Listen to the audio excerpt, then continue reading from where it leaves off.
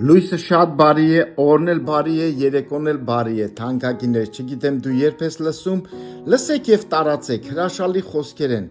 Սերնես ես կարդում եմ Հռոմեացիս 14 գլուխ առաջին խոսքից եւ 15 գլուխ առաջին խոսքից։ Շատ հրաշալի է, սերնես, մենք ապրում ենք իրար հետ, քայլում ենք իրար հետ, մարդկանց հետ, տներում, եկեղեցիներում եւ այստեղ հրաշալի ուղերձ ունի ինձ եւ քեզ Աստծո խոսքը։ Այստեղ ասում է, բայց հավատքի մեջ տկար լինողին 14:1 ընդունեցեք առանց կարծիքների վրա վիճելու։ Մեկը հավատում է, թե ամեն բան կարող ուտել, բայց տկարը բանջար է ուտում։ Ուտողը չանարգե չուտողին եւ չուտողը չդատե ուտողին, որտեւ Աստված ընդունեց նրան։ Դու ով ես, որ ուրիշի ծառային դատում ես։ Տիրոջ համար է, կանգնում է կամ ընկնում է։ 15:1 Մենք որ զորավոր ենք, պետք է տկարների տկարությունը վեր առնենք եւ միայն մեր անձերին հաճո չլինենք, ապա մեզանից ամեն մեկը թող հաճո լինի ընկերին, դեպի բարին, շինության համար, որովհետեւ Քրիստոսն էլ ոչ թե իր անձի հաճողը եղավ, այլ ինչպես գրված է, թե քեզ նախատողների նախատինքները ինձ վրա ընկան։